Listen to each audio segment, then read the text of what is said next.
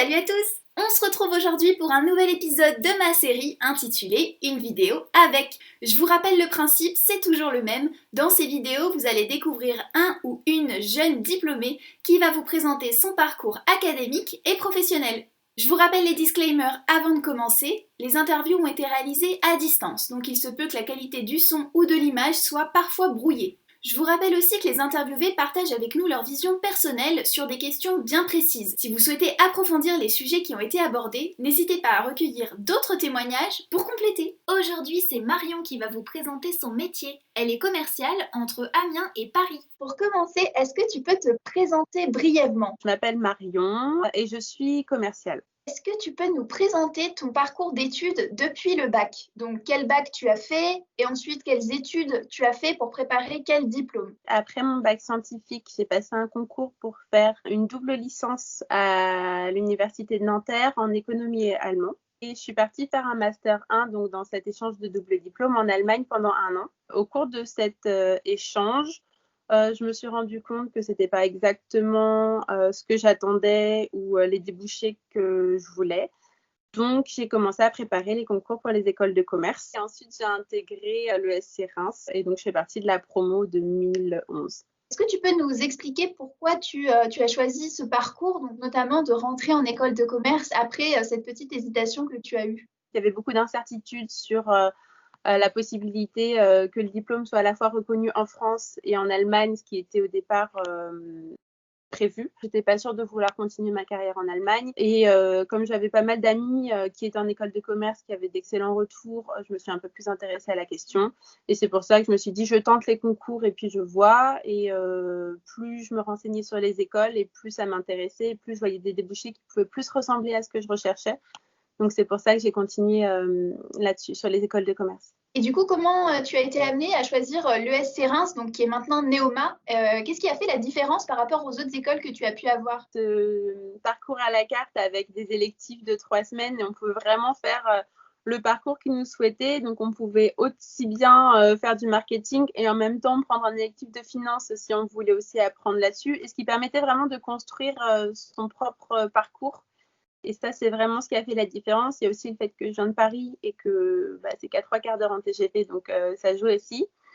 Et aussi, ça va paraître très subjectif, mais quand on passe les oraux, on passe du temps sur le campus, on voit les élèves, on voit l'environnement.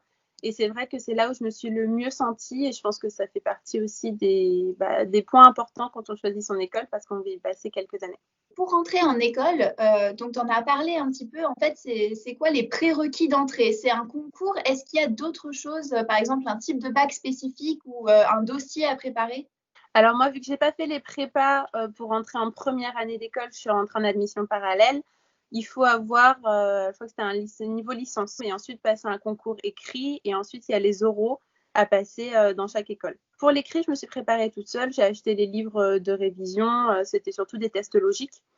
Donc c'est des choses vraiment à potasser et à s'entraîner. Après pour l'oral, j'avais pris une petite prépa sur Paris, donc je me souviens plus du tout le nom, qui aidait à préparer son entretien oral, donc pour apprendre à se présenter, à donner son projet, pourquoi est-ce qu'on va aller dans l'école. Ce qui m'a permis de vraiment cartonner sur tous les oraux et d'avoir le choix vraiment sur toutes les écoles que je voulais. Et durant ton parcours, du coup, à l'ESC Reims, donc actuellement Neoma, quelle spécialisation tu as pu choisir? Moi, je m'étais plus spécialisée sur ce qui était marketing. Et quel stage as-tu à faire durant ton parcours en école de commerce? Alors, j'ai fait 3 stages en école de commerce. J'ai fait un premier stage dans une filiale de l'AFP qui s'appelait Relax News, qui permettait de relater des informations divertissement comme un fil d'actualité, exactement comme l'AFP pour la presse. Et là, moi, j'étais en marketing communication. Donc, j'ai fait ça pendant 3 mois. J'ai fait mon second stage qui est un stage de 4 mois dans une start-up e-commerce sur l'ameublement. Et là, c'était vraiment très intéressant parce qu'on n'était que 3. Il y avait les 2 fondateurs du site et moi. Ah Donc, oui, je faisais autant de la logistique que de l'achat, que de la communication, que du marketing, que du digital. Enfin, c'était vraiment très, très complet. Mon dernier stage, mon stage de fin d'études, je l'ai fait dans le groupe Bolton pour la marque UU, où j'étais assistante chef de marque. Il y a une raison particulière pour laquelle tu as choisi la colle plutôt qu'un autre secteur? Alors, c'est pas forcément la colle. Déjà, le groupe Bolton, c'était un groupe qui m'intéressait parce que j'avais fait des études en Allemagne et UU, c'est une branche qui est très liée à l'Allemagne. Du coup, j'avais des échanges avec les personnes qui travaillaient au siège en Allemagne. J'ai fait des déplacements là-bas. Donc, c'est vrai que ça allait vraiment dans la continuité à la fois de mon parcours et de mon envie d'évoluer sur le marketing. Quel métier as-tu choisi après ton diplôme? En fait, après mon stage de fin d'études chez UU en assistante chef de marque, j'ai eu un poste de chef de marque en CDD pendant 1 an. Donc, je suis restée sur ce poste-là. Et à la fin de mon CDD, j'ai été embauchée en assistante chef de marque pour une autre société du même groupe. C'était sur la marque Sanogyl, donc c'est sur des produits d'hygiène bucco-dentaire, donc plus rien à voir avec la colle. Et après 2 ans et demi sur le poste d'assistante chef de marque, j'ai demandé à passer sur le terrain pour être commerciale parce que c'était une expérience que je n'avais pas faite encore pour différentes marques du groupe. Pour nous aider peut-être à comprendre un petit peu mieux ton quotidien dans ce métier de commercial, est-ce que tu peux nous décrire une journée type? Alors moi, mon quotidien, je suis commerciale itinérante, donc j'ai ma voiture, j'ai mon iPad sur laquelle j'ai tous mes logiciels. Moi, mon métier, c'est d'aller directement dans les magasins. Donc, je vais dans les Leclerc, les Intermarchés, les Carrefour, etc. Et je négocie directement avec les chefs de rayon, les directeurs des magasins ou les adhérents. Et je prépare mes visites donc en amont, je prends mes rendez-vous avec mes clients et ensuite je vais en magasin, je revends mes produits, je revends mes innovations, j'optimise le positionnement de mes produits en magasin, je revends des opérations promotionnelles. Donc voilà, ça c'est ce que je fais au quotidien. Donc il y a une partie administrative et une partie en magasin. Quels sont les avantages de ton métier et les contraintes s'il y en a? C'est un métier sur lequel il y a extrêmement de flexibilité. Donc ça me permet de pouvoir gérer mes journées comme je l'entends. Et c'est un métier de contact. Donc moi j'aime beaucoup le fait de pouvoir aller voir mes clients, discuter avec eux, parce qu'on ne parle pas que boulot, on essaye de comprendre leur quotidien et il y a il y a à la fois les techniques de vente où c'est intéressant d'expliquer les techniques de vente. Il y a un côté très psychologique, il y a un côté un peu social parfois. Et donc, c'est vraiment très riche. Et le fait d'être dans une société comme le groupe Bolton où je suis, j'ai un gros secteur, j'ai beaucoup de clients, mais ça me permet justement d'avoir des journées très variées. Mes journées ne se ressemblent pas. Quand on choisit le métier au début, à la fin de l'école, des fois on peut se dire, bah voilà, je veux faire tel ou tel métier, mais sans pour autant se poser les questions sur les contraintes que ça va mettre sur la vie personnelle. C'est vrai que quand j'étais au marketing, c'était des très très grosses journées. On finit tard, on bosse souvent les week-ends, on bosse souvent pendant les vacances. Donc il y a beaucoup moins de limites entre le personnel et le professionnel. Aujourd'hui, sur mon métier de commercial, une fois que j'ai fini ma journée, mon administratif, ma journée, elle est finie. Donc, c'est vrai que ça me permet d'avoir beaucoup plus de temps pour ma vie de famille et ça, aujourd'hui, c'est vraiment ma priorité. Après, les inconvénients, le fait d'être seule sur la route, même si je suis en magasin, je suis avec mes clients, au quotidien, je suis dans ma voiture beaucoup. C'est pas comme quand on est dans un bureau où on remarque quand vous êtes allé chez le coiffeur ou quand vous avez une nouvelle tenue. Ça n'arrive pas quand on est commercial.